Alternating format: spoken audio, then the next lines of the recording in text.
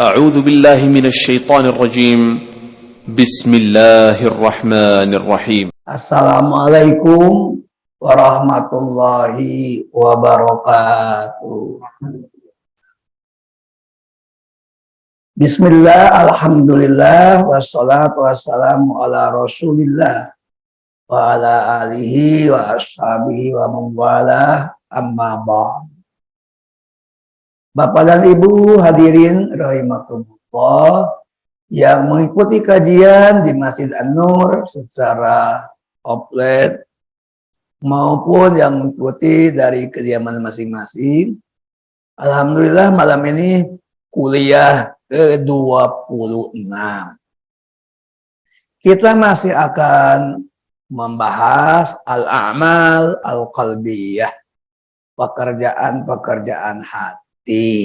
Kali ini pekerjaan hati yang pertama yang akan kita kupas tentang niat. Jadi kalau ditanya apa judul kuliah kita malam ini, membahas niat. Satu kata saja, niat.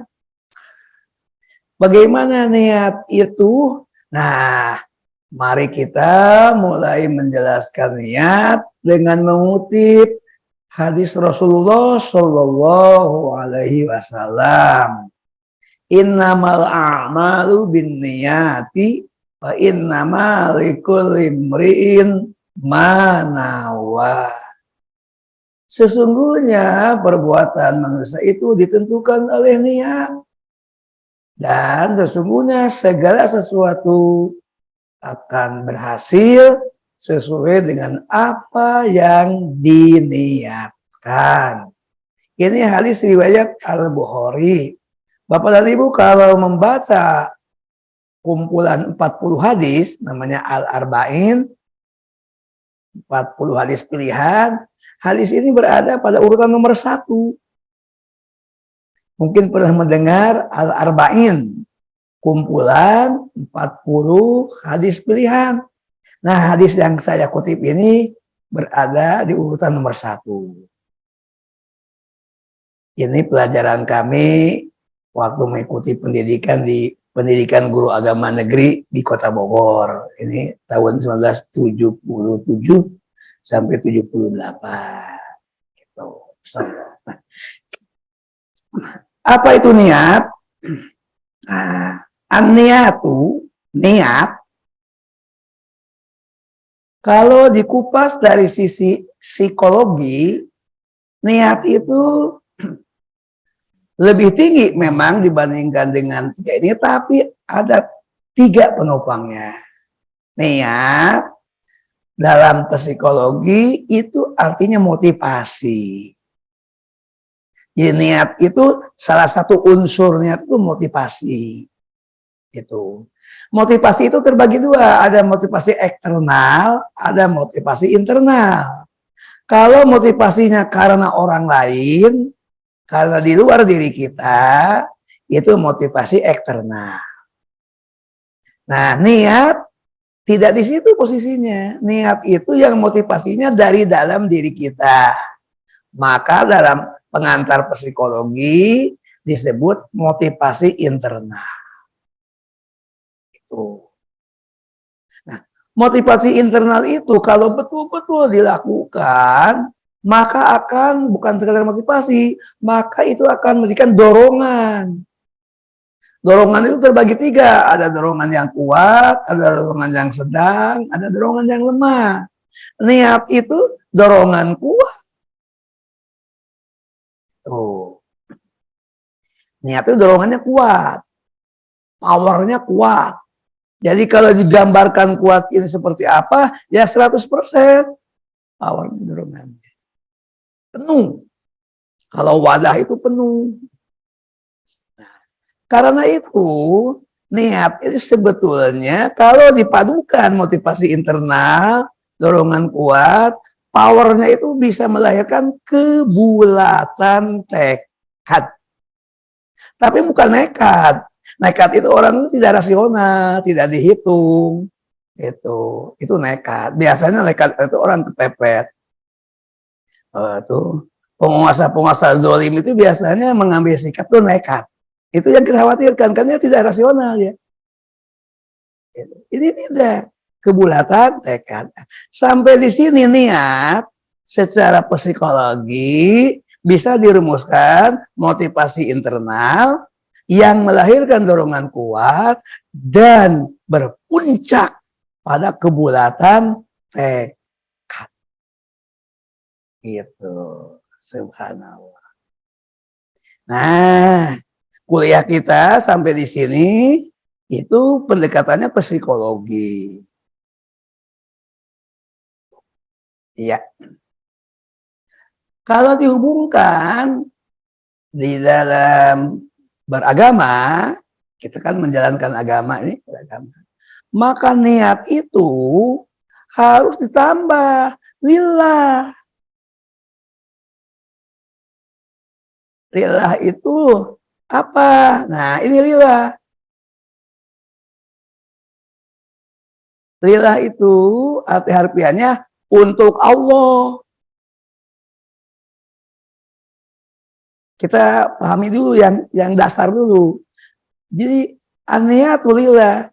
Tadi ada motivasi internal, ada dorongan kuat, ada kuat itu untuk apa? Itu lillah, untuk Allah. Apa maksudnya untuk Allah? Bisa diukur dengan orientasi, target, harapan. Orientasi. Orientasi itu arah. Bahasa Arabnya ittijah. Al-ittijah. Orientasi. Jadi, seorang hidup, lalu hidupnya ditentukan oleh kualitas hati, lalu di dalam hatinya ada motivasi internal, motivasi intinya sedemikian rupa melahirkan kebulatan, dorongan kuat untuk Allah. Apa artinya untuk Allah? Inilah yang disebut di dalam hadis Nabi ketika Rasulullah ditanya, apa yang paling penting dalam Islam? Rasulullah menjawabnya, qul amantu billah summastaqim. Katakanlah, aku beriman kepada Allah. Jadi ini iman kepada Allah. Lalu iman kepada Allah itu kemudian melahirkan istiqomah. Jadi kalau gitu, di balik kata lillah itu ada iman, ada istiqomah. Nah, mungkin orang tiba-tiba mengarah kepada Allah, tidak ada iman. Nah, mungkin tiba-tiba orang untuk berorientasi kepada Allah, target kepada Allah, harapan kepada Allah, dengan motivasi dari dalam dirinya. Lalu dorongannya kuat, tekad. Kalau tidak ada sumber powernya, sumber energinya. Kalau tenaga apa nih? Listrik itu kan ada macam-macam tenaga. Ada tenaga uap, yang paling dulu dikembangkan di Indonesia itu PLTA. Itu tenaga air. Tenaga air itu diputar oleh turbin. Nah, turbin inilah yang menggerakkan, lalu jadi energi, dan energi itu melahirkan perlistrikan. Nah, yang muternya melahirkan tadi kebulatan tekad, motivasi internal, kebulatan tekad, dorongan kuat, itu iman. Itu. Tapi inilah yang membuat iman itu konsisten, istiqomah. Ini kalau ditanya, mengapa orang dengan iman kok bisa untung, bisa menang dalam hidup, bisa untung, bisa bahagia? Kenapa? Jawabannya, karena dia punya niat. Berapapun dikasih umur, tetap aku akan sholat, Dikasih umur 15 tahun sholat sampai akhir hayat. Dikasih umur 30 sholat. Dikasih umur 40 sholat. Andai kata Allah berikan umur 120 tahun sholat. Kenapa sih? Niatnya begitu internal, lalu kemudian dorongannya kuat, kebulatan tekad, itu Allah karena beriman. Jadi orang beriman itu dikasih berapapun umur oleh Allah, dia tidak akan pernah mengubah niat. Niat untuk lillah. Lillah itu bisa berarti orientasi, mengarahkan hidupnya kepada Allah. Nah ini jadi konsisten. Apalagi kita udah umur 60-an. Emang masih 60 tahun lagi ke depan untuk hidup. Apalagi sudah purna tugas. Negara aja sudah memberhentikan kita dari kemungkinan kerja. Artinya negara sudah mempersilakan Anda istirahat, yang baru masuk gitu. Kan itu kalau diterjemahkan dengan bahasa sederhana. Nah, mengapa ini tidak ada motivasi internal? Kenapa niatnya tidak bulat? Kenapa tidak melahirkan tekad? Tentu saja jawabannya iman kita powernya lemah. Karena power iman itu ada yang lemah, ada yang sedang, ada yang kuat. Tidak cukup untuk mendorong kita tekun dalam menjalani hidup untuk ibadah. Nah, jadi kalau gitu orientasinya tidak lurus. Padahal istiqomah itu bahasa Arab, kalau diterjemahkan ke dalam bahasa Indonesia akan melahirkan 3. Tegak, lurus, tetap. Itu istiqomah itu. Tegak, kalau dilihat ke atas. Tegak ini kan benda yang mungkin kalau itu kan tegak begini. Lurus, kalau diletakkan di bidang yang datar. Lurus itu. Tetap. Kedua-duanya. Tegak itu tetap, lurus itu tetap. Artinya tidak bergeser ke kiri, ke kanan, tidak gaya. Karena istiqomah itu 3 dimensi. Tegak, lurus, tetap. Inilah yang menlatar belakang niatnya melahirkan 3 kekuatan. Motivasinya betul-betul datang dari kesadaran dirinya, yang dalam psikologi disebut motivasi internal. Lalu motivasi itu melahirkan power yang kuat, namanya dorongan kuat.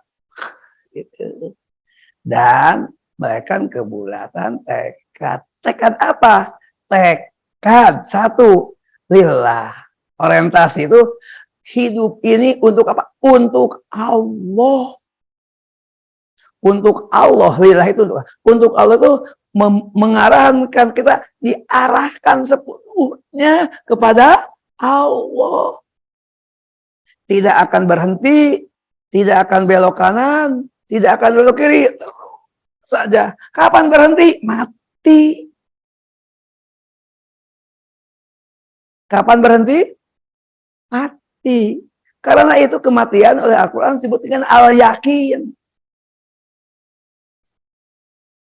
Itu ayat yang paling lama saya pahami kok. Mati yakin. Pernah waktu di pesantren di Sukabumi ada santri senior. Ada 5 orang santri senior. Satu-satu saya tanya. Pertama tanya Kang Karim. Kang, Punten Kang, ini ayat gimana? Aduh, terlampau dalam nih. Kalau baru kelas 1 jangan nanya itu. Lah, gimana? Saya baru kelas 1 tahun 73 nggak boleh nanya. Gimana? Satu lagi coba bikin Kang Muhtar. Punten ya Pak Muhtar. Ini senior saya di pesantren. Jawabannya nggak memuaskan. Coba satu lagi nih saya tanya siapa? Kang Muhlis. Ada satu. 5. Dua lagi siapa lupa. Ini Kang Karim, Kang Muhtar, Kang Muhlis. Mereka langsung aja kepada Kiai. Kata Kiai, baca sendiri. Waduh, suruh baca. Wah, gimana? Jadi suruh baca. Baca saja sendiri. Waduh, suruh baca. Ya sudah. Gimana nih kok kematian? Rupanya begini. Maksudnya ini sedikit. Kita sekarang ingin takut adab kubur. Tapi karena belum empiris, belum melihat, belum merasakan, mengalami, nyantai-nyantai saja. Gitu. Kalau lagi ingat, ingat. Kalau lagi enggak. Enggaknya lebih banyak daripada ingatnya. Padahal satu persatu orang pindah ke dalam kubur. Jadi hanya tahu saja, saya tahu. Lalu di kubur itu ada adab, ada nikmat, ini doanya. Lagi sadar, ya. Jadi pengetahuan saja. Padahal doanya, Allahumma inni a'udzubika min adzabil qabri. Min adzabil, ya Allah, aku berlindung padamu dari adab kubur. Disebut doa Rasulullah adab kubur. Wa min adzabin nar, dari adab neraka. Wa min fitnatil mahya wal mamat, dari malapetaka hidup dan mati. Mati itu malapetaka. Ini kaitan dengan yang tidak terlihat tuh, adab kubur, kematian itu malapetaka. Kita tahu, tapi nyantai saja. Seakan-akan kita pribadi yang cuek, tahu tapi tidak mendalam. Nah, itu artinya tidak yakin. Gitu. Diulang-ulang sama Ustadz. Sepanjang Ustadz menjelaskan, Ustadznya juga yakin saat menjelaskan, jamaah juga yakin saat menyimak. Ketika berlalu, Ustadz lupa, jamaah lupa. Sama-sama lupa. Itu. Oh, tapi begitu nanti mengalami, baru empiris. Ya, benar.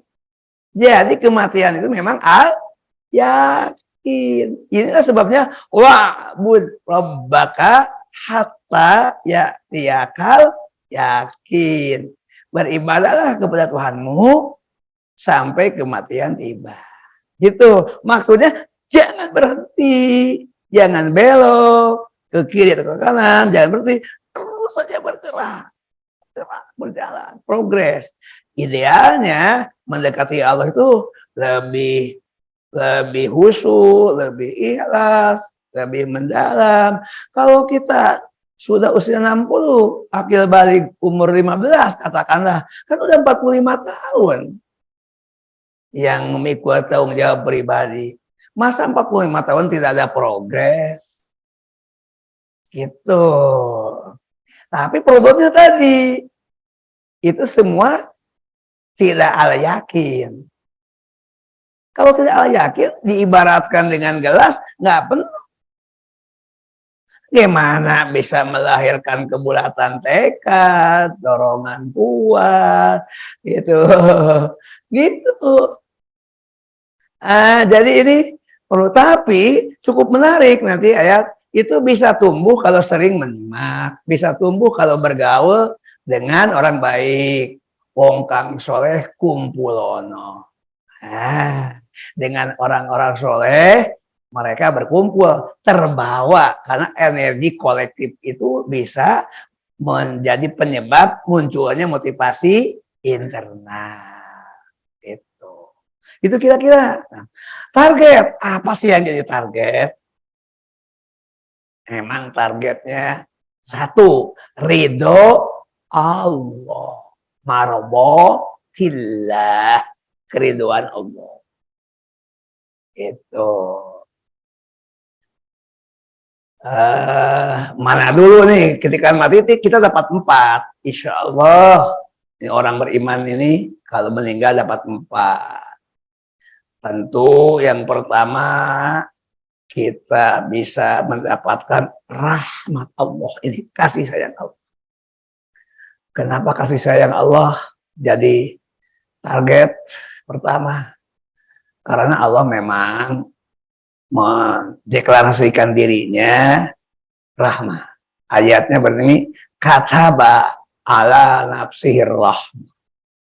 Dia Allah telah memantapkan terhadap dirinya memberikan rahmah. Rahmat itu kasih sayang. Di dalam hadis qudsi disebutkan sabaqat rahmati ghadabi, rahmatku, kasih sayangku mendahului murka. Maksudnya mana yang akan diprioritaskan, mana yang akan dikedepankan, mana yang didahulukan nih. Allah ini punya 2 nih. Punya Ar-Rahman, kasih sayang nih, rahmat, punya ghadab, murka. Murka karena dosa kita, bukan karena Allah tiba-tiba marah, enggak. Sebetulnya, jadi ketika Allah marah, Allah berbuat berdasarkan keadilannya, dan itu gara-gara perbuatan hamba. Tapi mana yang mau dikedepankan nih? Allah berjanji mengedepankan rahmat. Itu. Karena itu, rahmat yang pertama. Setelah itu, rahmat, maka Allah rahmat itu terwujud dalam bentuk ampunan. Setelah seorang atas dasar rahmat, atas ampunan, maka sekarang dosanya hilang. Kesalahannya dianggap sudah terhapus. Maka yang ada ridho Allah. Target tercapai. Target hidup kita mendapatkan ibtigai mardatillah, mencari targetnya ridho Allah. Nah, kalau ini sudah 3, tinggal dapat poin untuk mendapatkan sesuatu, yaitu nikmat dari Allah, terhindar dari azab. Itu harapannya. Jadi orientasinya adalah ingin tertuju sama Allah, dapat ridho Allah. Harapannya tadi saya sebutkan. Kalau dapat ridho Allah, nggak mungkin dong tiba-tiba Allah ridho tanpa Allah mengampuni. Ini bisa timbal balik, bisa karena ridho Allah mengampuni, bisa mengampuni karena Allah ridho. Karena Allah itulah memiliki semuanya seperti al-ihatah, mencakup semuanya. Mau mana dulu lah. Tapi pasti kenikmatan itu paling akhir, hasil dari tahapan rahmat, ampunan, keriduan. Itu ujungnya kenikmatan. Gitu. Nah ini di alam kubur, ini terjadi kapan? Di dunia. Terjadi. Qabla maut, indal maut, ketika mati, ba'dal maut. 3 hal. Qabla maut, sebelum mati. Ini masih hidup. Indal maut, ketika kematian langsung. Ba'dal maut, setelah mati. Jadi sebelum, waktu mati, sesudah mati. Itu. Insya Allah. Harapannya. Nah, sekarang coba kita lihat niat dan dampaknya. Dampak niat diniat dengan tidak. Ayat ini tidak sedang menjelaskan niat sebetulnya. Nah, baiklah. Ayat ini sedang menjelaskan tentang anak angkat. Sedikit saja nih. Anak angkat di ayat 4 berbeda dengan anak kandung. Itu. Karena itu di ayat ini katakan ud'um ya baik. Panggil anak angkat itu dengan menisbahkan kepada bapaknya, jangan kepada bapak angkat. Gitu. Misalnya Nabi punya anak angkat namanya Zaid, jangan Zaid bin Muhammad, itu hukum jahiliyah. Kenapa? Tidak ada hubungan apa-apa kecuali hubungannya nanti karena persaudaraan dalam Islam, karena perlindungan. Tidak ada hubungan nasab, tidak ada hubungan darah. Oh, jadi udhum liabahim. Panggil saja mereka dengan menisbahkan kepada bapaknya. Karena bapaknya itulah yang menjadi nasabnya. Termasuk juga biologisnya, termasuk juga nanti DNA-nya. Wah, aksatu indallah. Itu lebih adil menurut Allah. Fa'ilam ta'lamu abahum. Jika kamu tidak mengetahui siapa bapak mereka, itu kan mungkin boleh jadi mengangkat anak yang tidak diketahui. Pak ihwanukum fiddin. Itu harus berdasarkan ini saudara seagama. Wa mawalikum, dan maula kamu, yaitu maula itu yang melindungi, yang mengangkat adalah keluarga yang memberikan perlindungan, anak angkat itu anak yang dilindungi. Jadi perlindungan anak berdasarkan konsep persaudaraan, bukan berdasarkan hubungan bapak anak, bukan hubungan nasab, bukan. Ini mah dulur saja dalam agama. Lalu karena ini adalah orang dewasa berhadapan dengan anak-anak, maka konsep adalah mawali, perlindungan. Gitu, kita tidak ada. Walaisa alaikum junahun bima aqatum bi. Tapi kalau kamu belum tahu, kamu kemudian tidak berdosa. Nah, jadi kalau kamu, ini maksudnya ayat belum turun, kamu masih ikut hukum jahiliyah, lalu menyamakan bapak angkat dengan bapak kandung, anak angkat disamakan dengan anak kandung, kamu tidak berdosa. Oh, asalnya. Tapi ketika wahyu sudah turun, Allah sudah memberitahukan, Rasul sudah mengajarkan, walakin ma ta'ammadat qulubukum, yang membuat kamu berdosa itu Rasul sudah mengajarkan, tapi kamu sengaja untuk melawan.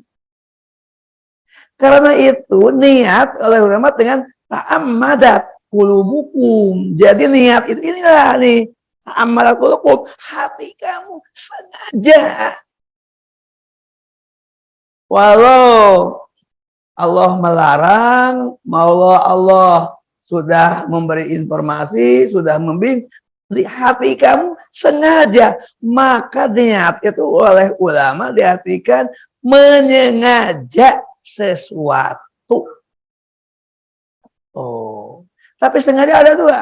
Ada sengaja yang memang ini dalam konteks kepatuhan, ada sengaja melawan. Dalam ayat ini konsepnya walakin mata malat qulubuk itu sengaja untuk mengabaikan hukum Allah. Nah, maka kamu berdosa. Sengaja itu adalah niat. Gitu. Jadi niat itu sengaja, satu. Nah, ini yang membuat seseorang mendapatkan pahala dan atau mendapatkan dosa itu pangkalnya adalah sengaja melakukannya. Sengaja itu bahasa konkret, bahasa manajemen aktualisasi dari niat. Jadi kalau gitu niat itu salah satu perwujudannya sengaja melakukan sesuatu. Gitu. Kalau dihubungkan dengan tadi, untuk Allah datang dari diri sendiri, dorongannya kuat, tekadnya bulat. Begitu kira-kira ayat ini. Ayat ini saya tidak bermaksud untuk menyimpang menjelaskan anak angkat, tapi itu sepintas saja. Tapi poinnya adalah kan bahwa niat itu mata ammadat qulubukum. Ini ada ma ta'ammadat qulubukum. Gitu. Sekarang mari kita ke niat sholat. Niat sholat itu, karena niat ini pekerjaan hati tadi, maka niat itu bukan yang diucapkan. Kalau yang diucapkan itu namanya talafud bin niat, mengucapkan niat. Niat itu yang di hati. Oleh sebab itu kaum muslimin yang punya pandangan niat pekerjaan hati, ketika mau sholat enggak pakai usoli. Itu loh, niat karena pekerjaan hati. Kalau usoli yang terucap pekerjaan lidah. Jadi gimana teknisnya ketika orang sholat pakai usoli ya menghadap Allah. Hati inilah ta'ammadat, sengaja dengan ingin dapat ridho Allah, ingin dapat ampunan, ingin mereka aku sholat berjamaah dalam posisi aku bermakmum. Gitu.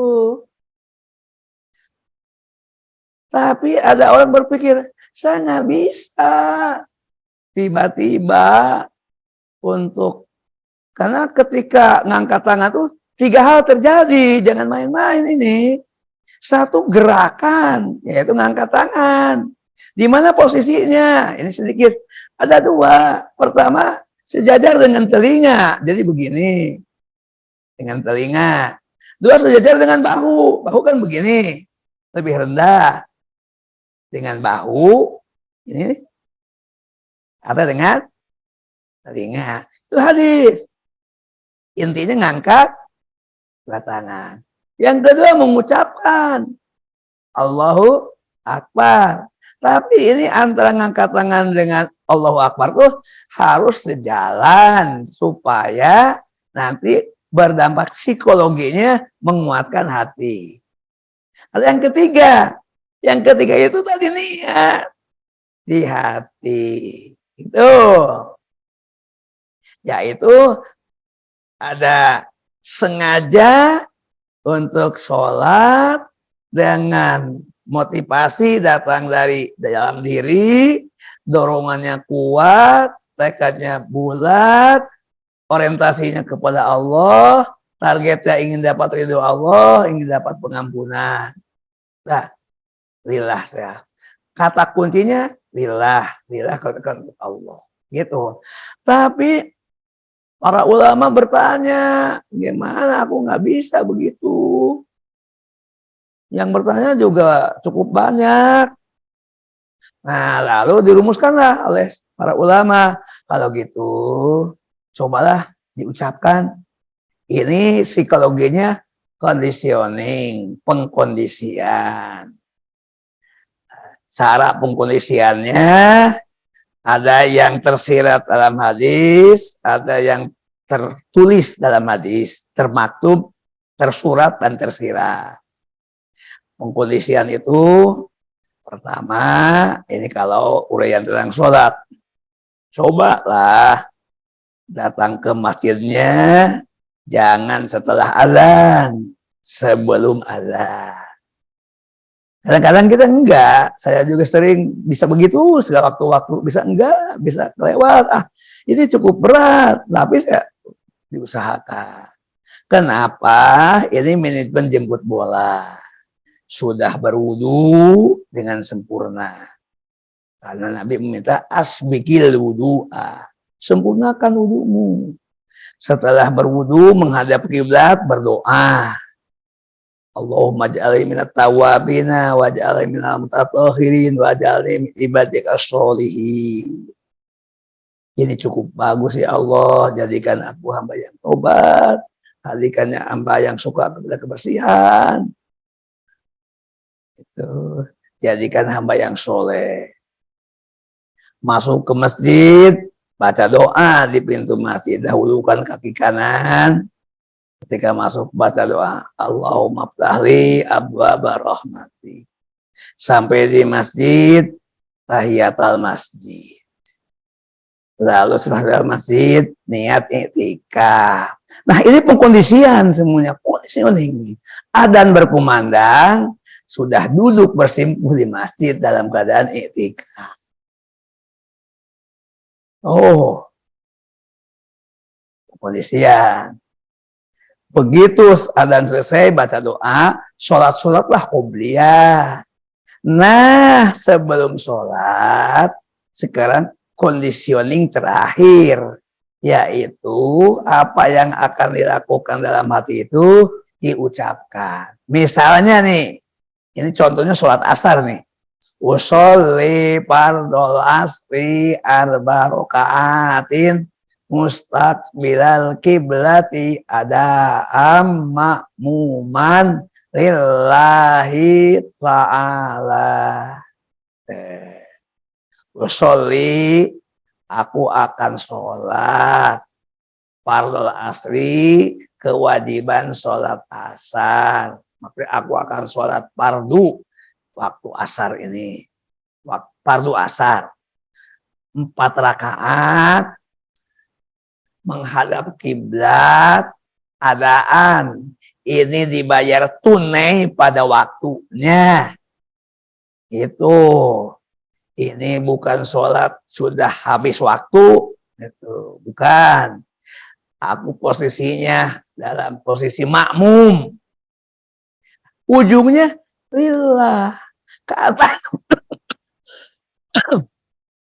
Kata kunci niat itu berada pada kata lillah, untuk Allah, pengabdian kepada Allah, ingin dapat ridho Allah, ingin dekat dengan Allah. Karena itu ada yang diucapkan nawaitu taqarruban ilallah, niat aku mendekat diri kepada Allah. Itu bagian-bagian pada ungkapan-ungkapan niat.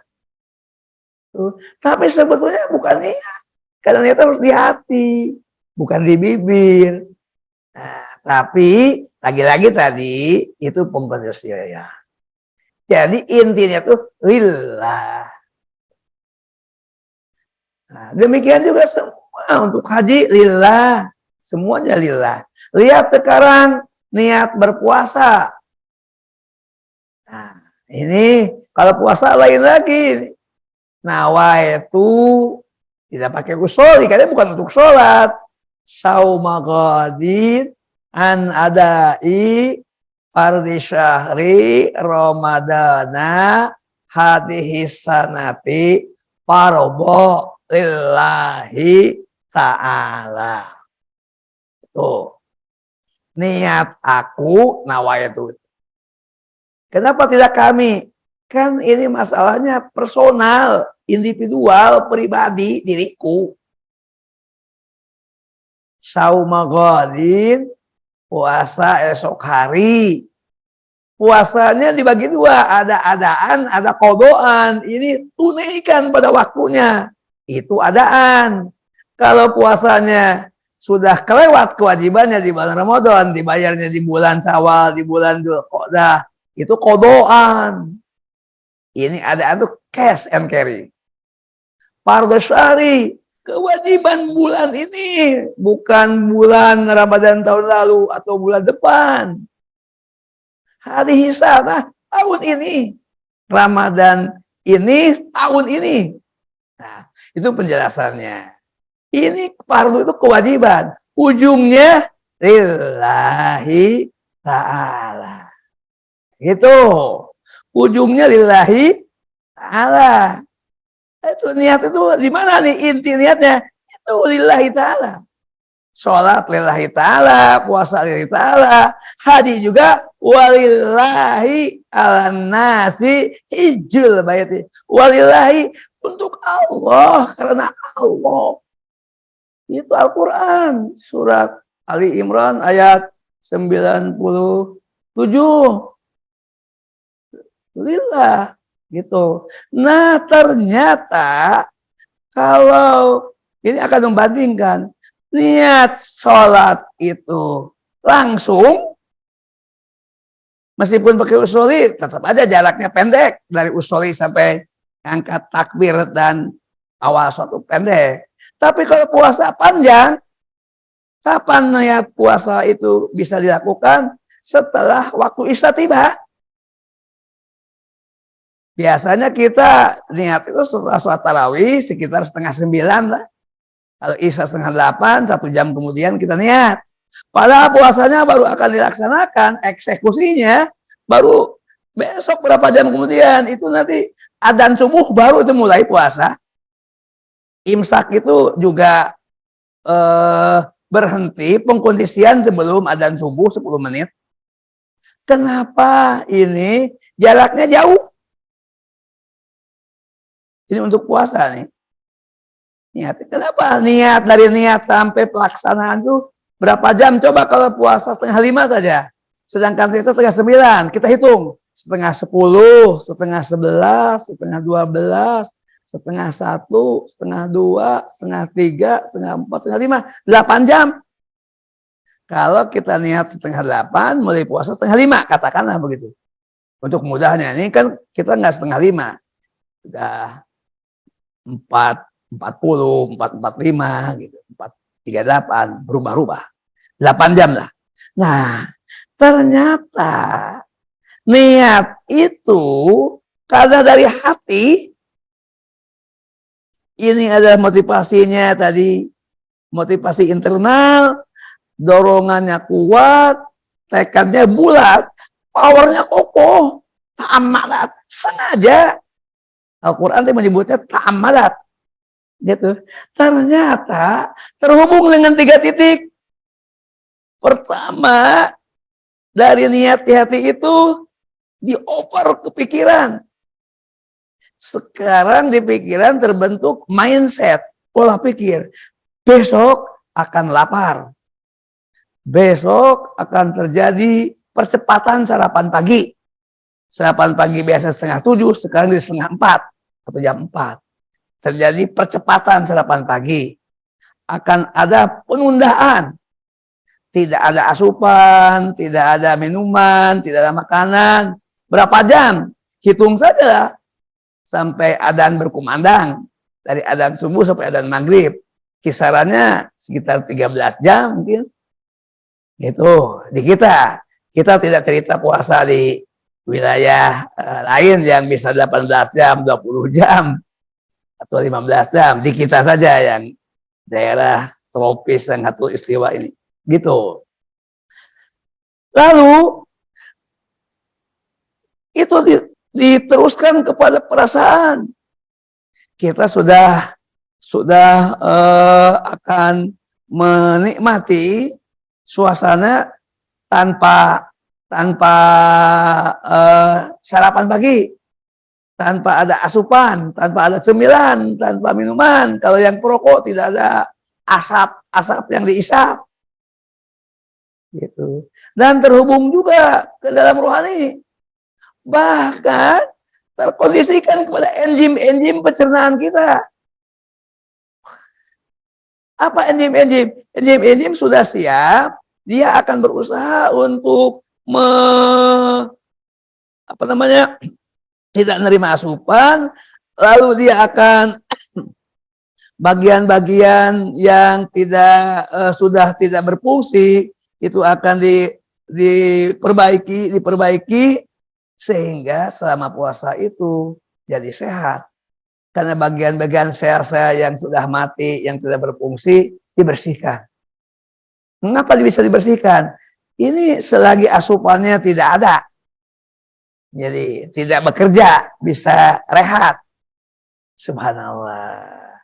Begitu niat itu dalam puasa lebih kelihatan distribusi dan fungsinya. Distribusi, penyebaran, kemudian memberikan masing-masing punya kontribusi untuk membuat tubuh sehat, pikiran sehat, perasaan sehat, rohani sehat. Rasulullah tidak panjang-panjang kalimatnya, pendek aja. Sumu tasihu. Puasa sehat. Awalnya niat. Masya Allah. Kira-kira gitu. Jadi betapa niat menentukan kualitas amal kita. Tadi hadis yang di atas, innamal a'malu binniyat. Terakhir, nih, ini ayat ini surat An-Nahl ayat 106 ini sedang menjelaskan asbabun nuzulnya itu Masya Allah, Ammar bin Yasir, hamba sahaya, Sumayyah, itu dipaksa oleh bosnya untuk mengucapkan kata-kata murtad.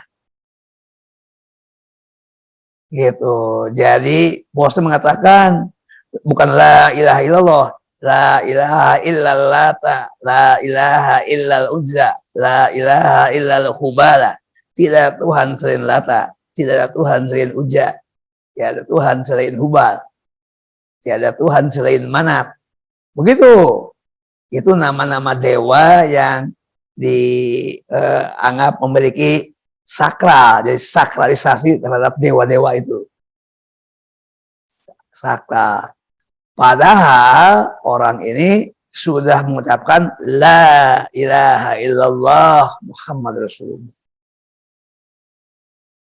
Maka man kafara billah min ba'di imani, siapa yang kufur kepada Allah setelah beriman, maka orang ini kalau kufur setelah imannya karena niat, karena hati, karena motivasi internal, karena dorongan kuat, karena kuat tekad, kalau ini kepanjangan bisa diganti karena kesadaran gitu.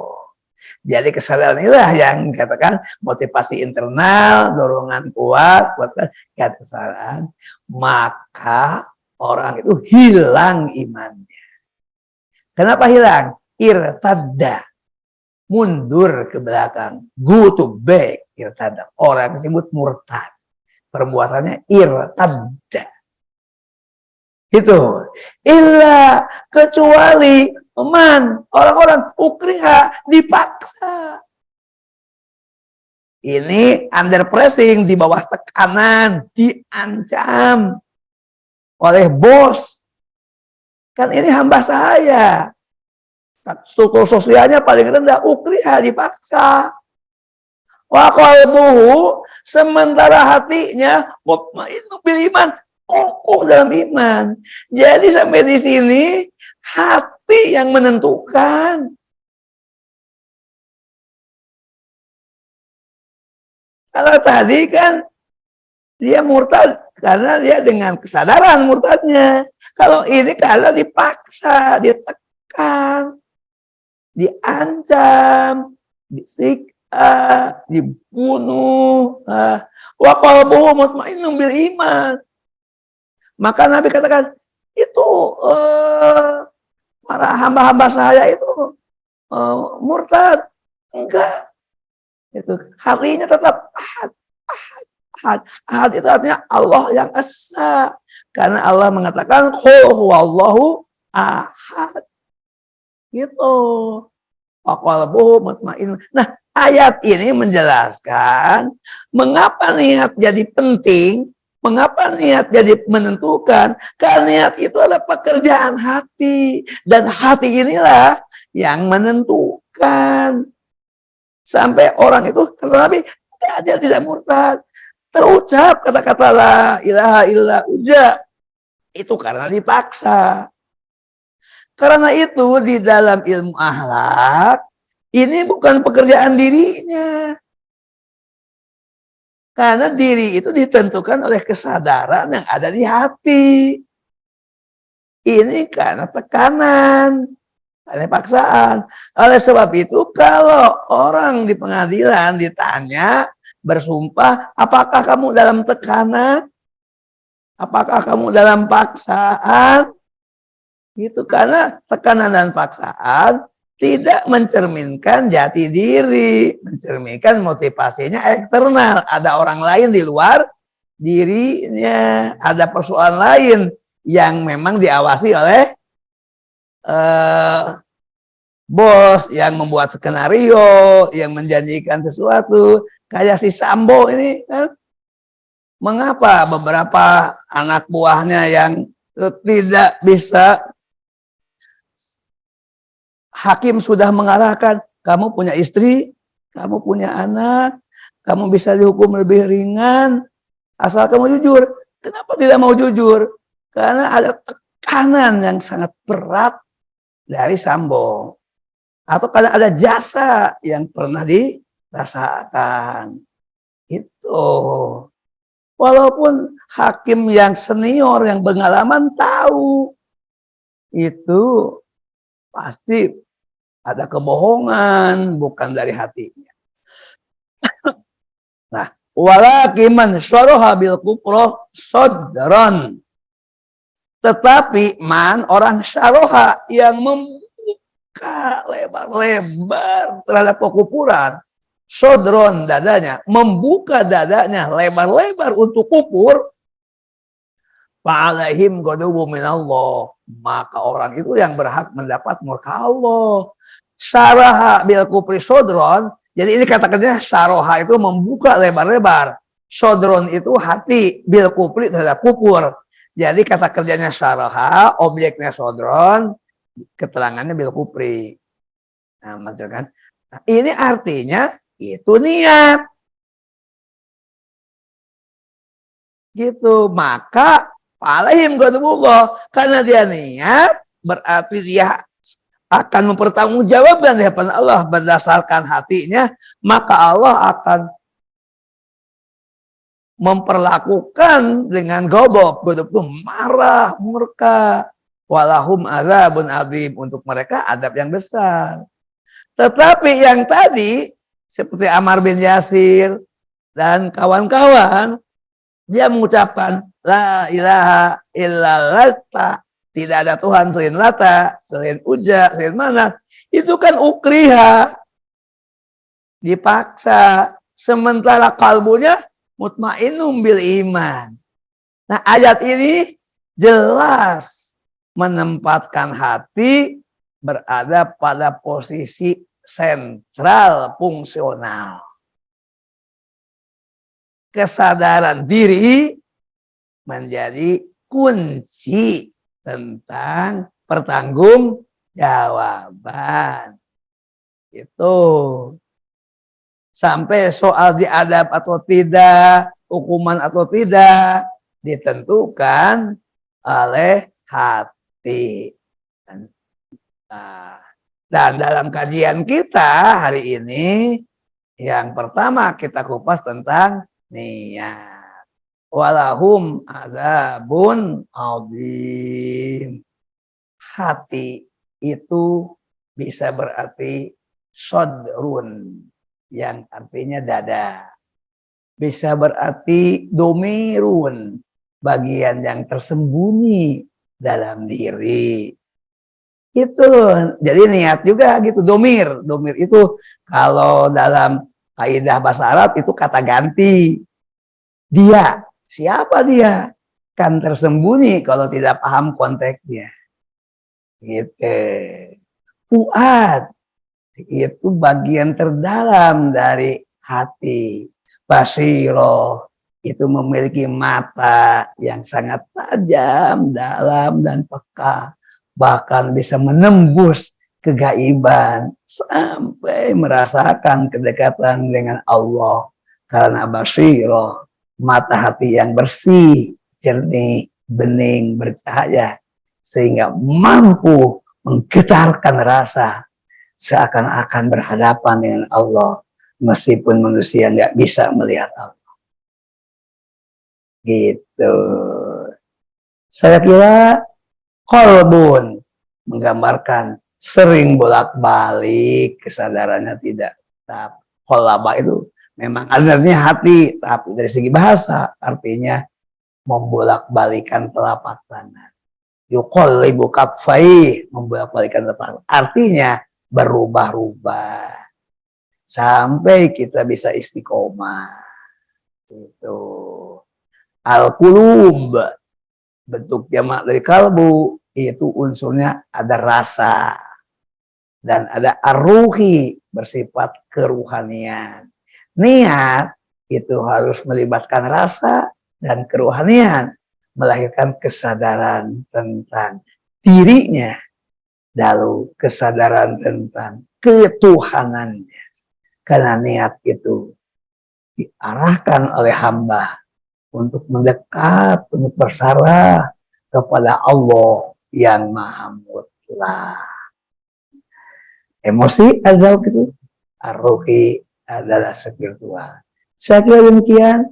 Mentari pagi sudah tiba. Hari istirahat sudah datang. Tanya jawab bisa dimulai. Terima kasih. Assalamualaikum warahmatullahi wabarakatuh. Ya, silakan Pak Uli, siapa yang akan memulai, yang di masjid maupun yang mengikuti dari rumah masing-masing. Saya ingin menyapa Ibu Krisnayanti, Ibu Emi, dan siapa lagi? Bapak Nasir. Silakan Pak, saatnya untuk berdialog. Siapa yang mulai? Terima kasih. Assalamualaikum warahmatullahi wabarakatuh. Waalaikumsalam warahmatullahi wabarakatuh. Kajiannya walaupun saya di akhir-akhir saya sudah ketangkap poinnya.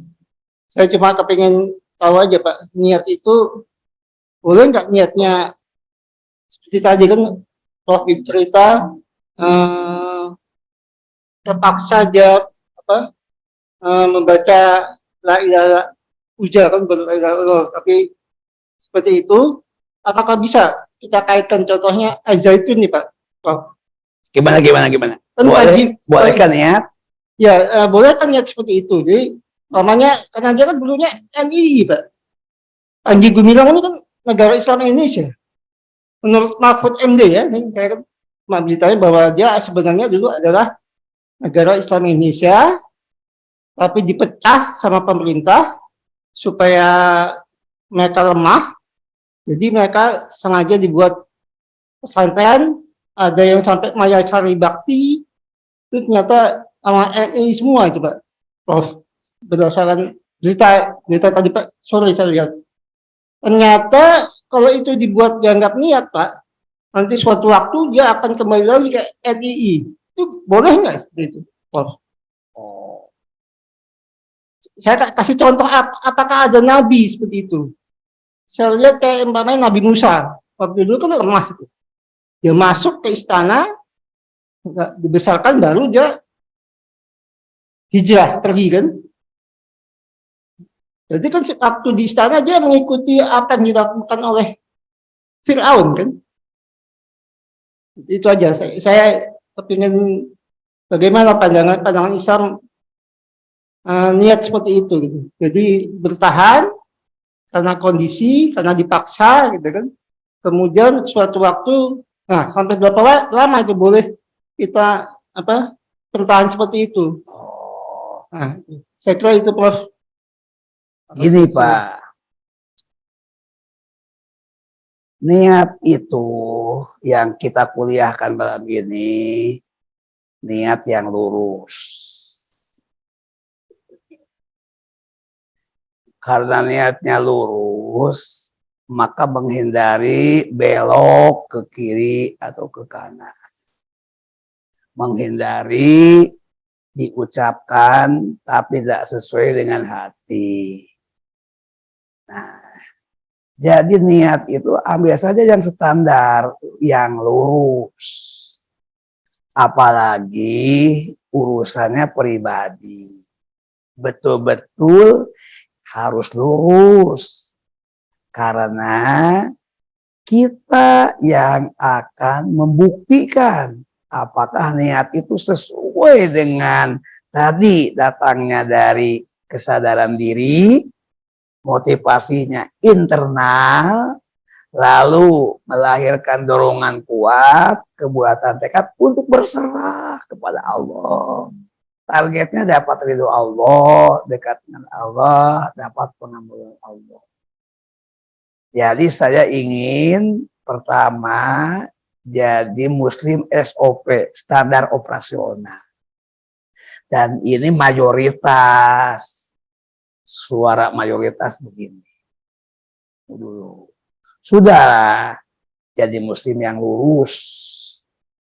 Gitu. Lurus itu tadi istiqomah, tegak, lurus, tetap, luar, dalam, pribadi, dan sosial. Itu. Tunggu dulu ya. Nah, inilah yang dipegang oleh Imam Ahmad bin Hambal. Imam Hambali. Lurus saja. Tidak mau berbohong, tidak mau berdiplomasi, lurus saja. Ketika pemerintah Abbasiyah atas dasar keyakinan Mu'tazilah bahwa Al-Quran itu makhluk seperti diomongkan oleh Panji Gumilang, iya, dan sehingga mengatakan, katakanlah firman Allah dalam ucapan Nabi Muhammad. Ya, gitu. Lalu Imam Ahmad tidak mau. Itu. Lalu pemerintah itu di bawah satu rejim membuat tim untuk mengevaluasi beberapa pihak. Pertama itu yang di pas itu Toga, tokoh agama. Yang kemudian Thomas, tokoh masyarakat. Karena ini yang membuat opini terhadap masyarakat. Imam Ahmad. Masuk Imam Ahmad. Katanya, bawa nih Al-Quran. Qul ya Ahmad. Mahada kalamullah. Ya Allah. Ahada makhluk? La. Hada qaulun Allah. Firman Allah. Gitu. Jadi tetap Imam Ahmad mengatakan esensi Al-Quran kalam Allah. Dipukul. Tetap. Dia katakan kalam Allah. Dipukul lagi. Tetap. Katakan kalam Allah. Sampai dimasukkan ke penjara. Tetap. Mengatakan kalam Allah. Ini Imam Ahmad. Oh, Imam Ahmad ini disebut kaum Hanabilah. Diikuti nanti oleh para tokoh. Ada Imam Ibn Taimiyah, ada Ibnu Qayyim, ada Muhammad bin Wahab. Maka sampai ke kitanya Wahabi. Kapan-kapan kita kuliahkan terlebih detail. Gitu, lurus saja. Karena Imam Ahmad mengambil niat itu tegak, lurus, tetap, tidak berkelok. Tuh, apalagi keloknya 9. Kalau di Sumatera Barat indah. Tapi kalau dalam hidup berkelok-kelok kan orang pusing. Gitu kira-kira. Lain dengan Imam Syafi'i. Nah, yang Bapak maksud itu bukan. Lihat, imam juga dua-duanya. Masuklah Imam Syafi'i. Tanya. Ini apa? Al-Quran. Apakah ini makhluk atau ini makhluk? Sejalan dengan maka Imam Ahmad lewat, nggak dipukul, nggak dibentak ormas, karena mengatakan Al-Quran makhluk. Padahal Imam Ahmad mengatakan makhluk itu kertasnya. Kan Quran itu ada mushaf nih, coba kau usah pegang. Mushafnya, tintanya, warnanya, aksesorisnya, kabeh makhluk. Gitu. Nah, nama Imam Ahmad namanya Tauriyah. Tauriyah itu seperti berbohong, tapi beda tipis dengan berbohong. Gitu. Beda, ini beda pernyataan. Imam Syafi'i selamat. Masih tetap dibolehkan ngajar, dibolehkan ceramah, membimbing umat, menulis. Imam Ahmad kan di penjara. Lalu Imam Ahmad dianggap oposisi oleh rejim. Tapi Imam Syafi'i juga tidak jadi pejabat karena tidak suka, tidak luru, tidak mendukung sepenuhnya. Cuma dalam hal Al-Quran seakan-akan mengikuti pandangan Mu'tazilah. Padahal niat Imam Syafi'i yang makhluk itu tintanya, kertasnya, aksesorisnya, gambarnya. Al-Quran kan ada kalimat-kalimat tuh, ada semacam itu namanya apa tuh kaligrafi yang berupa kembang-kembang itu nama Arabes. Itu namanya itu. Nah, di sini juga nih di belakang Bapak ini juga. Itu Arabes itu. Ada kaligrafi, kalau yang nyata terbaca itu kaligrafi. Kalau yang hanya ukiran yang dimaksudkan adalah ayat-ayat Al-Quran tapi tak terbaca dengan baik seakan-akan bunga, itu Arabes. Itu kan makhluk. Nah, Bapak ikut Imam Ahmad, ikut Imam Syafi'i. Dan untuk kepentingan apa, Bapak? Gitu. Kalau kepentingan yang menyelamatkan diri, jangan-jangan ikut Imam Syafi'i dengan hati yang berbeda. Tapi kita tidak tahu itu urusannya pribadi dengan Allah. Kita tidak bisa masuk lebih detail ke wilayah pribadi. Kecuali diucapkan di depan publik, berarti terjadi transformasi dari wilayah dalam ke wilayah luar lah. Kalau sudah wilayah luar, berhak hukum bertanya. Panjang Gumilang ngomong gitu pribadi atau sudah di depan publik? Di depan publik, wajib dong pemerintah mempertanyakan, kamu siapa? Mengapa ngomong begitu? Karena kamu mempengaruhi orang banyak. Nanti ada follower, ada pengikut, ada orang awam yang harus itu. Saya bukan bela NU di sini, bukan. Bela yang benar saja. Pak Gumilang bermasalah. Gitu. Oke deh. Jadi gimana? Gitu. Jadi apalagi judul yang Bapak kemukakan persoalan politik, terlalu banyak nuansanya. Mari kita pilah, jernihkan dulu. Itu. Begitu Pak ya? Ya, dengan kuliah niat ini kita menjadi satu, diharapkan kita bisa mendalami. Kedua, bisa menyimpulkan bahwa agama itu intinya pribadi. Itu. Lalu tidak boleh gegabah menilai orang karena ada wilayah yang tak terjangkau oleh kita. Begitu kira-kira? Terima kasih. Itu maksud saya dengan kuliah hari ini agak panjang. Kenapa tidak disebutkan tadi per poin? Biar aja nanti jamaah juga akan nanya.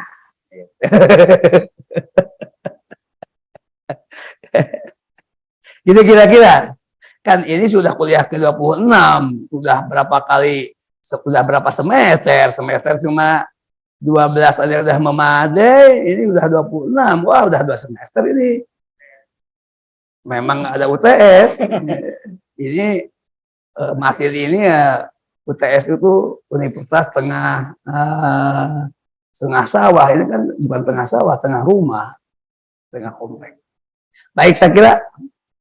Terima kasih, Prof. Baik. Assalamualaikum warahmatullahi wabarakatuh. Waalaikumsalam warahmatullahi wabarakatuh. Mungkin langsung saja, Prof, pertanyaannya. Ada beberapa pertanyaan. Pertama, tentang yang bagian terakhir tadi, jika ada, kalau tidak salah saya, jika ada niat yang dipaksa oleh orang lain, Iya, Al-Quran itu, Al-Quran. Dan itu Allah memaafkan lah. Lain kalau artinya memang terbuka kepada kekafiran, maka azab Allah akan menimpanya. Kira-kira tadi ada yang begitu ya? Ya? Kita tayangkan aja, ini kan Al-Quran. Nah, yang ini ayatnya. Okay. Ayatnya ini. Seberapa ini yang begitu itu kan kadang-kadang dampaknya kan sangat besar, jangankan kepada individu itu sendiri, namun juga bisa terhadap komunitas atau orang lain kan. Dampak dari mereka bersikap seperti tadi. Jadi misalnya ada yang dipaksa Kalau hanya sekedar pengucapan, tidak ada impact daripada perlakuan atau tindakan dia terhadap apa namanya, dia disuruh yang seperti tadi itu dengan niatan yang karena bukan Allah lah, anggaplah begitu, sehingga nanti dampak perlakuan dia pun juga akan menjadi sorotan atau menjadi persoalan bagi yang lain, atau perlakuan dia pun juga akan dimonitor oleh orang yang menyuruh tadi. Ya. Itu pasti bakalan terjadi seperti itu. Sehingga maksud saya, seberapa jauh yang dimaksud, yang ada pengakuan dia mendapat tekanan tadi, sesuai dengan dampak pengampunan atau dianggap oleh Allah bahwa mereka ini orang yang tetap beriman dan tidak berdosa. Padahal dalam perlakuan kesehariannya dengan model yang tadi, ada kondisi dia akan berbuat dampak yang negatif kepada yang lain. Dan kadang-kadang timbul lagi kesan nantinya, karena ini niat ini sesuatu yang tidak dapat dilihat dengan faktual atau nyata oleh orang lain, sehingga orang juga menjadi menilai tertentu juga kepada yang model begitu, kan begitu jadinya, Prof. Menilainya lain lagi. Wah, ini kok mereka ini mungkin tadi sudah disampaikan sebetulnya mereka itu tidak berdosa atau orang yang beriman. Tapi kalau mereka melakukan seperti itu, penilaiannya lain. Wah, ini mungkin tergolong orang yang munafik, ini mungkin bisa jadi begitu penilaian yang lain juga. Nah, jadi yang model begitu kan susah diidentifikasi, susah dilihat, dan orang bagaimanapun kan yang terpenting kan nilainya di masyarakat. Lahiriah itu kan bisa dilihat. Saya khawatirnya, Prof, yang model begitu kalau disampaikan lugas, saya dia terdesak nih, tapi pada saat dia melakukan hal-hal yang sifatnya merugikan kepada yang lain, dia pakailah pasal atau dia pakai sebutan yang terdesak tadi. Ini mungkin dapat dijelaskan lebih ini, Prof, supaya itu satu akan memberikan kita penjelasan yang lebih clear. Kemudian yang kedua, Prof, tadi itu kan niat karena Allah itu orientasi, harapan, dan ini tadi target tadi itu semata-mata ya ridha Allah lah, akrawi lah semuanya. Dan kalau kita tahu misalnya untuk mencapai target tadi itu kan prosesnya panjang ya, Prof. Ya, lebih-lebih tadi Prof ada mencontohkan saat niat sholat langsung ada tadi, kemudian ada puasa itu berjarak. Kemudian misalnya ada orang yang mau menikah, niatnya, oh ya ikuti sunnah Rasul lah, sunnah Rasulullahnya begitu, dan membentuk niatnya keluarga sakinah mawaddah warahmah lah. Tapi panjang masanya kan panjang. Jadi di dalam niatnya tadi itu ternyata banyak hambatan atau proses untuk mencapai targetnya tadi, kan begitu ya, Prof ya.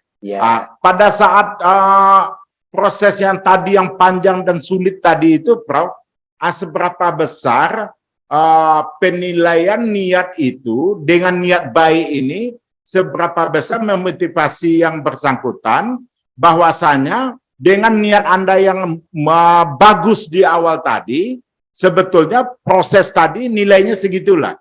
Sehingga nanti di akrawinya itu Anda akan mendapatkan target ridha Allah tadi. Itu sering juga kita misalnya bekerja nih, Prof, mau bekerja nih, niatnya pasti kalau orang ditanya ini niatnya bekerja ya amanah Allah, ibadah kepada Allah, mencari ridha Allah, tapi prosesnya tidak segampang itu pada saat itu. Seberapa besar kita menetapkan niat baik tadi, kemudian ada proses, hasil akhirnya seberapa besar mempengaruhi, atau kita balik, maksud saya itu niat yang baik itu tidak gampang kita sebutkan kita berniat baik untuk mencapai ridha Allah. Tetapi harus ada ilmu panjang lagi di dalam proses tadi untuk mendapatkan ridha Allahnya.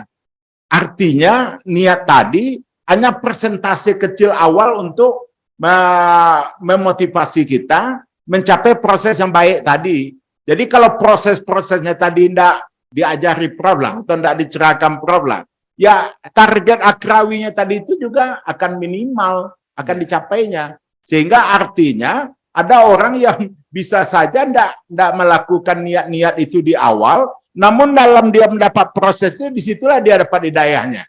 Sehingga maksud saya, apakah itu memang bisa kebanyakan atau itu bisa terjadi jauh lebih baik lagi, karena proses yang sulit, proses apa namanya lah ya, anggap aja proses ujian dan segala macam begitu ya Prof ya, sehingga mereka merubah niat atau mungkin tanpa sadar lah, tanpa sadar sehingga mereka akhirnya menuju kepada ridha Allah tadi.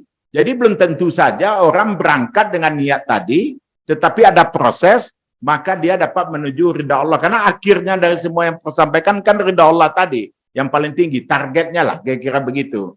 Jadi mungkin itu sedikit dijelasin Prof tentang niat ini, dan mudah-mudahan ini dapat mencerahkan kami lah. Demikian Prof. Terima kasih. Assalamualaikum warahmatullahi wabarakatuh. Terima kasih. Yang pertama, kita kembalikan saja bahwa niat kaitan dengan konsep dipaksa atau benturan, kita kembalikan kepada niat yang istiqomah, yaitu tegak, lurus, tetap. Sehingga ayat ini tidak mudah diterapkan dalam konteks penyimpangan. Tuh. Kalau ditanya, gimana resikonya? Beresiko memang. Misalnya, ini kita ambil konteks ayat ini Sumayyah, Ammar bin Yasir, termasuk Bilal bin Abi Rabah. Ini saja menciptakan opini di Mekah bahwa mereka sudah kufur. Karena mereka yang menilai, punya persepsi kufur itu hanya melihat yang terucap. Dia mengucapkan la ilaha illallah, tidak ada Tuhan selain Lata, tidak ada Tuhan selain Uja, tidak ada Tuhan selain Mana. Menurut mereka jelas itu bertentangan 360 derajat dengan la ilaha illallah. Maka tercipta opini, ini Ammar bin Yasir, Bilal bin Abi Rabah, Sumayyah, dan kawan-kawan sudah keluar dari Islam. Karena mereka tidak mendalami sampai ke tingkat hati. Itu kan wilayah pribadi. Dia hanya berdasarkan apa yang terucap, apa yang terjadi, apa yang terdengar. Di zaman Nabi saja sudah muncul. Untung Nabi masih ada wahyu turun yang mengatakan tidak jadi kufur setelah beriman. Dia nggak kufur, enggak. Karena dia ukriha wa qalbuhu mutmainnun bil iman. Nah, kondisi seperti ini, coba Nabi tidak ada, wahyu tidak turun, orang bebas ngomong dalam agama suka-suka seperti zaman sekarang. Wah, yang benar tenggelam, yang salah muncul ke permukaan. Yang batil dominan, ya hak tenggelam. Jadi, gitu kira-kira ayat ini saja. Coba kalau ayat ini sekarang rekonstruksi, terjadi zaman sekarang. Mana yang akan, saya yakin pendapat jahiliyah yang mengatakan bahwa Ammar bin Yasir sudah kufur. Karena tidak mau mendalami orang. Apalagi sekarang mungkin baca satu berita, tidak konfirmasi, tidak pendalaman, tidak secondary check, simpulkan kan menyimpulkan gegabah. Itu kira-kira. Oleh sebab itu seharusnya kita tetap membimbing umat supaya terpadu kata, perbuatan, berhati-hati tentang ucapan, tentang opini, supaya apa yang terjadi pada ayat ini betul-betul tidak berdampak buruk bagi masyarakat yang ilmu mungkin terbatas, kebiasaan berpikir tidak terbentuk, budayanya instan. Zaman modern, kenapa dianggap balik lagi ke zaman jahiliyah? Karena mudah dibentuk opini dengan informasi yang salah. Sehingga konflik mudah tersulut, marah bisa cepat muncul, persepsi-persepsi negatif bisa terbentuk, suudzon kalau istilah ilmu akhlak bisa terbentuk. Gitu. Betul. Oleh sebab itu, gimana sikap kita sebaiknya memahami ayat ini? Ayat ini adalah untuk orang yang benar-benar konsep ukuran dipaksa itu apa sih yang paling berat? Itu jiwa mati lah. Gitu. Dan ini menggambarkan perlu di Mekah ketika Islam lemah. Ayat ini itu. Sebab kalau saja si Umayyah bosnya, kalau Ammar bin Yasir tidak mengucapkan kata-kata kufur, Nabi tidak bisa membela kaum muslimin dalam keadaan lemah, itu nyawanya melayang. Padahal Nabi masih membutuhkan jumlah umat yang sedikit, masih perlu mereka untuk lebih memberikan motivasi kepada hamba saya yang lain untuk masuk Islam. Itu kira-kira gambarannya. Nah, oleh sebab itu, coba kita balik kesimpulannya.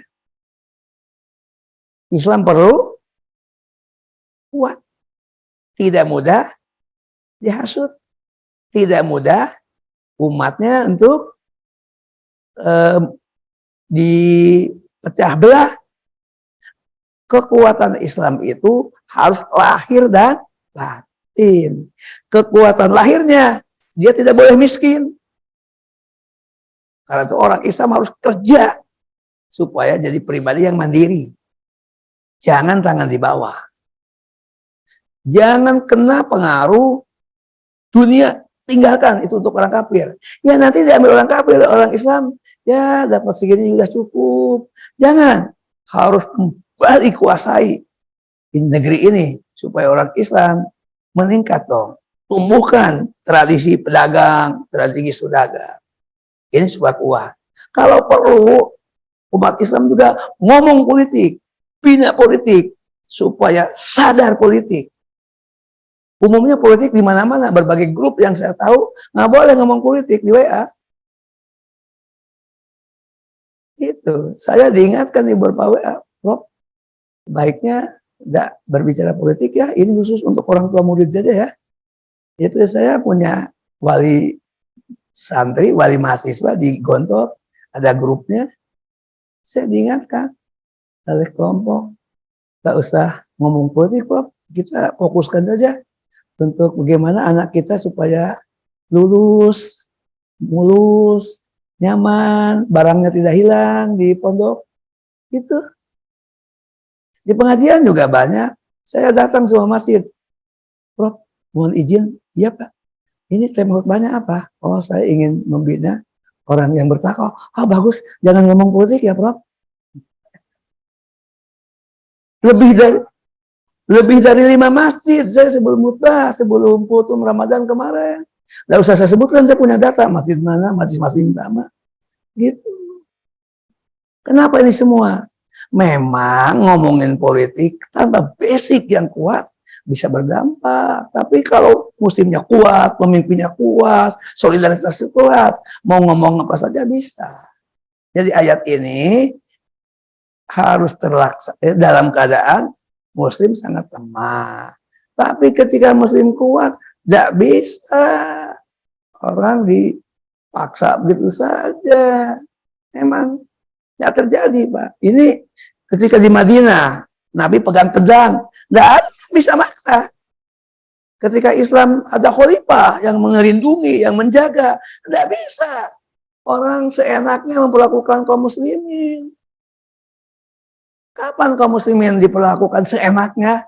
Ketika pemimpinnya pecah, ketika tidak ada yang melindungi, ketika tidak ada penguasa yang memihak Islam. Nah, tanggung jawab siapa supaya Indonesia tidak jatuh dikuasai komunis, dikuasai Cina? Tanggung jawab kita. Ini Cina dan komunis sudah dekat. Kalau bukan pertolongan Allah, tinggal kecekik mati Garuda ini. Itu. Kita tinggal satu kekuatannya. Itu kan wa makaru. Tuh, mereka berbuat makar terhadap Allah, agama Allah, Pancasila, sila pertama diutak-atik habis. Semua tadi. Tapi wallahu khairul makirin. Allah bisa membalas makar mereka dengan cara yang terbaik. Gitu. Nah, kita jangan hanya itu, tapi kita harus punya sikap, harus punya arah. Singkatnya, bisa Pak, hati ini mengalahkan apa yang Bapak khawatirkan tadi. Insya Allah, yakinlah. Itu kekhawatiran-kekhawatiran karena persepsi kedorongan tadi kelemahan kaum muslimin bisa diatasi, insya Allah. Tidak usah khawatir. Gitu, asal kita yakin. Tunggu, belum selesai satu lagi. Nah, yang kedua, saya setuju niat membangun rumah tangga, ingin sakinah, ingin memberikan itu niat itu dipangkal, Pak. Tuh. Tapi tidak cukup niat. Niat itu harus melakukan 5 hal.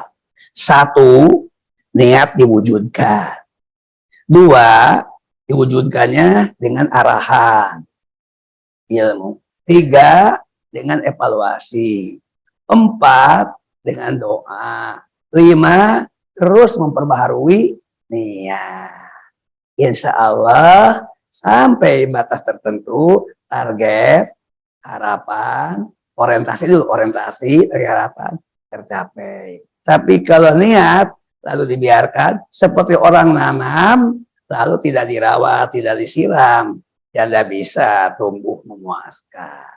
Niatnya oke, tapi perjalanannya bisa kena virus, bisa kena penyakit, bisa kena rintangan, gangguan. Akhirnya orientasi, target dan harapan meleset. Gitu. Nggak cukup niat.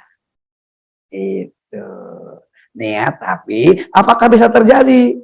Bisa saja di awal dia tidak punya niat, lalu kemudian di tengah-tengah dia baru niat baru. Nah itu, tapi itu sebaiknya tidak dilakukan. Berarti itu niat dari awal keliru, lalu di jalan evaluasi. Bisa saja salah satunya mendapat pencerahan di tengah jalan. Cuma yang terbaik itu sejak dari awal sampai ujung perjalanan lurus dengan niat. Syaratnya 5 tadi. Tidak bisa niat saja, Pak. Karena ini baru kuliah pertama tentang niat. Nanti minggu berikutnya masih kuliah tentang yang kalbu, akan diteruskan manajemennya dari niat ke yang lain-lainnya. Jadi saya setuju, panjang Pak. Baik, saya kira demikian untuk Pak Dokter. Udah Pak.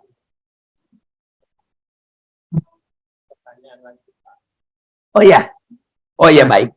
Kalau masih bisa, saya menambah melanjutkan pertanyaan yang tadi Bapak terangkan mengenai Islam itu harus kuat, kita jadi bisa bersatu.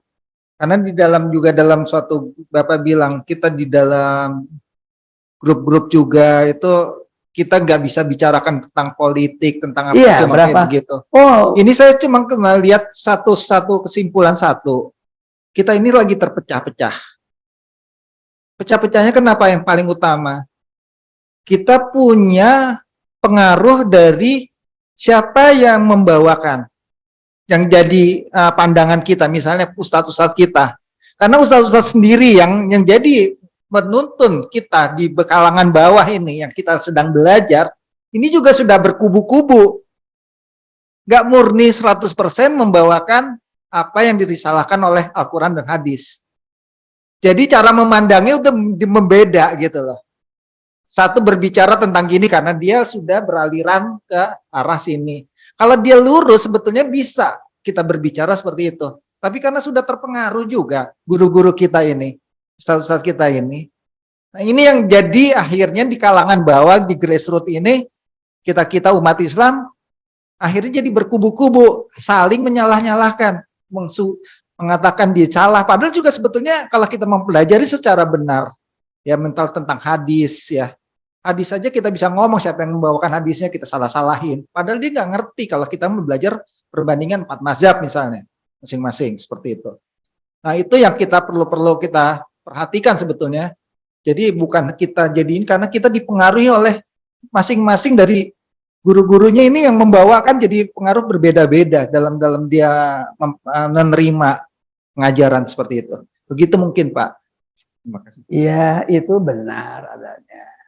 Cuma tolong semua harus ada pendalaman. Sehingga sebaiknya yaik yang menyampaikan, yang berpendapat, tahu diri. Kalau tidak menguasai secara mendalam, tidak usah mempatwakan. Biarlah jadi pendapat pribadi. Itu ada etikanya. Nah kalau etika ini nggak dipegang, baru tahu satu ayat, merasa paling benar dengan satu ayat itu keliru. Mestinya benar untuk aku benar, teman benar, yang lain benar. Jika kita bisa membaca semuanya dengan tepat. Contoh, apakah kita bisa menyalahkan sikap Imam Syafi'i yang menyebutkan Al-Quran makhluk? Apakah kita bisa memandang bahwa Imam Ahmad saja yang benar?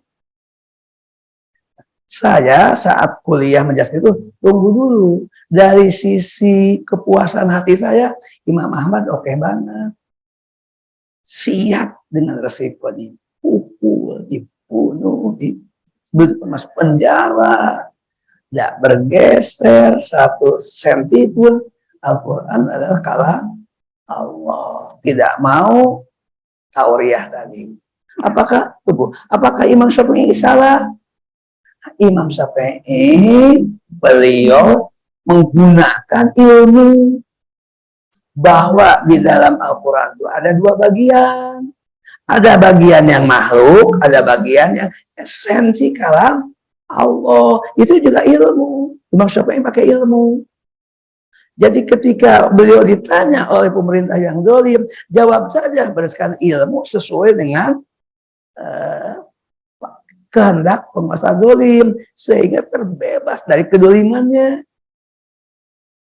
Imam Syafi'i masih bisa terus mengajarkan agama, masih terus membimbing umat, dan Imam Syafi'i tidak berdosa karena jawabannya pakai ilmu. Apakah bisa disimpulkan umat terbelah gara-gara Imam Ahmad dan Imam Syafi'i? Nah, itu kesimpulan negatif. Mestinya kesimpulannya positif. Mereka membawa Islam, umat punya pilihan. Gitu. Sampai batas tertentu itu pengayaan. Tapi lagi-lagi niatnya harus SOP. Jangan sampai ikut Imam Syafi'i tapi sekadar untuk mencari celah. Ikut Imam Ahmad sekadar untuk dikatakan konsisten. Ikut Imam Syafi'i sekadar mencari peluang. Lagi-lagi apakah jenengan sampean saudara anjeun maneh kamu beragama hanya berdasarkan niat-niat yang palsu atau niat yang tulus? Kalau niat yang tulus akan terbaca dari hati sampai ke hati. Tapi kalau sudah mulai ada kepentingan, ya kita tinggalkan Ustaz begitu. Akan kita bernasihati. Insya Allah sepanjang kita masih berpegang kepada SOP dari Allah, Rasul, dan salafus soleh, kita akan tetap umat ini tidak akan menyimpang, tidak akan sesat. Insya Allah. Caranya, ayo kita sama-sama saling mengingatkan. Tawasau bil haq, tawasau bis sabr. Insya Allah ada solusi di tengah-tengah kehidupan jauh dari Nabi. Itu. Saya kira ini kan sudah jauh dari Nabi. Dekatnya kemana? Ke kiamat. Gitu. Tapi tetap insya Allah ada solusi bahwa kita mendapatkan ridho Allah. Insya Allah. Gitu kira-kira Pak pandangan saya. Tapi harus pakai ilmu juga. Bisa tanpa ilmu. Cukup ya Pak Uli? Bapak dan Ibu yang di rumah nggak diminta berikan kesempatan atau cukup? Untuk yang dari rumah ya. Pak Nasir silakan Pak Nasir. Bapak berada di mana? Masih di RW 12 atau?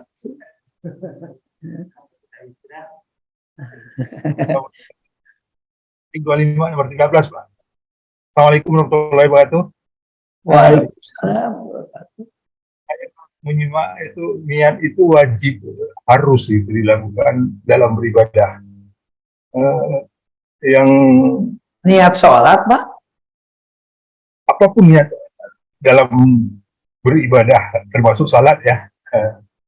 Pokoknya niat itu, kalau tadi saya pun dengar, nama amalu biniat, segala sesuatu berdasarkan dengan niat, amal dan ucapannya, niatnya baik dan benar kan gitu. Nah, saya akan bekerja di proyek nuklir Pak. Nuklir. Ya. Niat kita pertama itu memang untuk kebaikan, untuk kesejahteraan. Di dalam perjalanannya yang seperti bilang tadi, ada keuntungan ya mencari. Nah, di situ niat kita sudah berubah, Prof. Nah, dalam perubahan itu yang ingin saya tanyakan adalah bagaimana dalam keimanan kita di hati dengan niatnya yang agak ria ya sedikit, karena kehebatannya itu ingin memanfaatkan ilmu untuk bukan lagi kesejahteraan, malah bisa membunuh ya kan? Nah itu yang menjadi pertanyaan saya itu, Prof, bagaimana kalau sikap kita, niat itu berubah di dalam perjalanannya itu pada keimanan kita sebagai diri yang seorang muslim. Ya, niat itu harus istiqomah, tegak, lurus, tetap. Niat itu harus menjadi pondasi. Niat itu dari awal sampai tercapai target, sasaran, atau harapan. Gitu. Nah, kalau niat itu berubah, itu kan harus dievaluasi. Apakah masih dalam jalur ridho Allah atau sudah melenceng kepada ridho yang lain? Apakah ini betul-betul masih di dalam jalur untuk lillah atau sudah bergeser? Nah, kalau saja kita terbiasa berpikir, biasa kita bertanya kepada hati, bertanya kepada nurani, kita bisa menjawab sendiri, Pak. Apakah saya masih seperti niat awal? Apakah perubahan niat itu masih dalam koridor atau sudah di luar koridor? Tidak perlu konsultasi, Pak. Saya berpedoman kepada hadis Nabi, ifta qalbaka, istafti qalbaka. Minta fatwalah kepada hati kamu. Jadi kalau hati bersih, pikiran jernih, rohani bening, kita menyimpang, tidak usah nanya orang.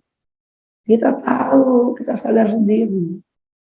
Tapi kalau hati kita sudah keruh, pikiran kita sudah buta, rohani kita sudah kayak kopi, warnanya, ya nggak bisa Pak. Fatwanya jadi sangat subjektif. Fatwa itu pandangan-pandangannya, itu satu. Berarti kita Gitu. Gimana nih kalau dalam ibadah?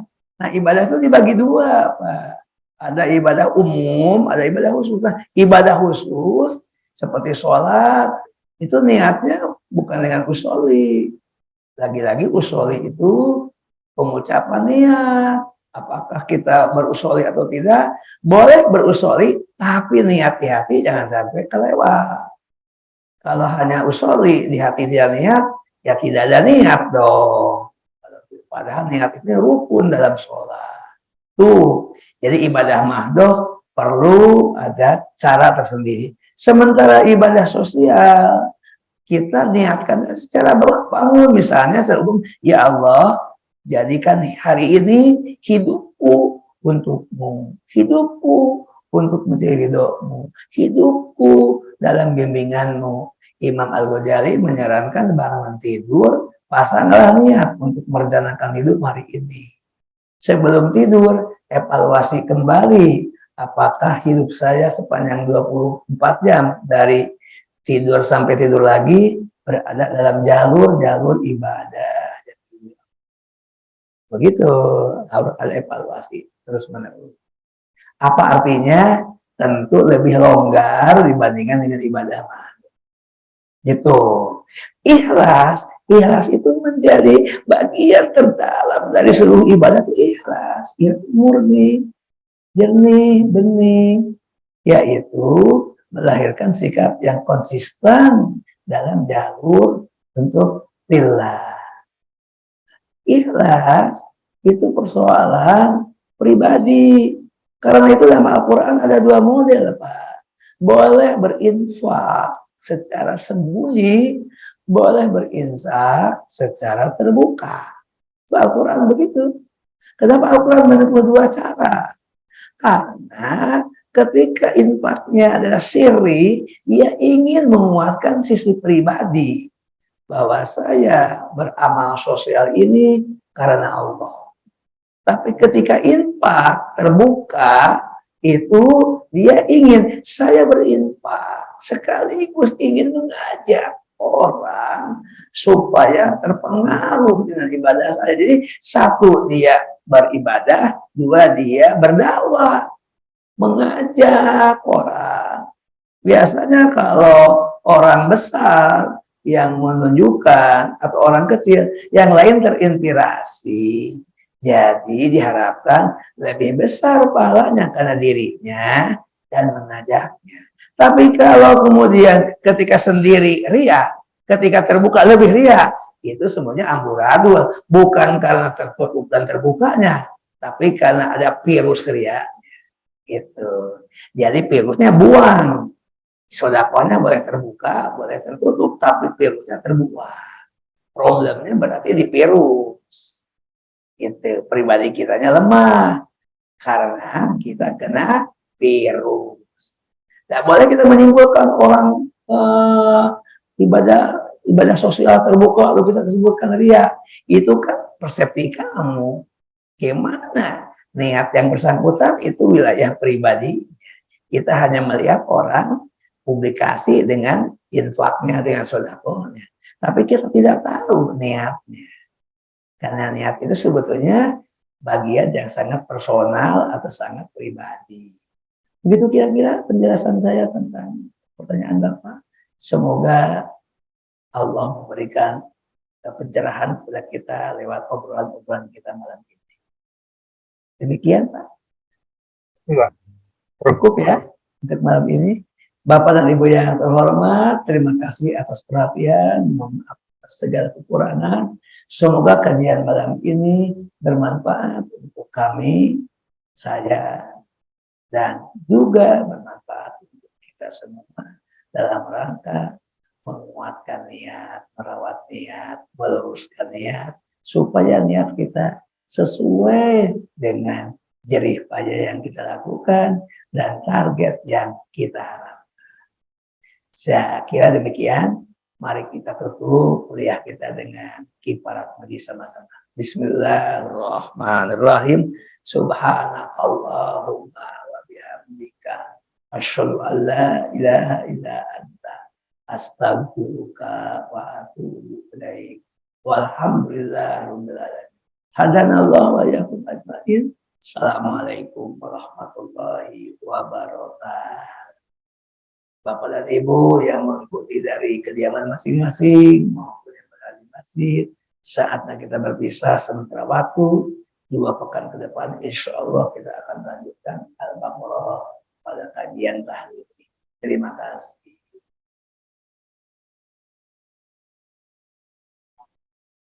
Assalamualaikum, mohon izin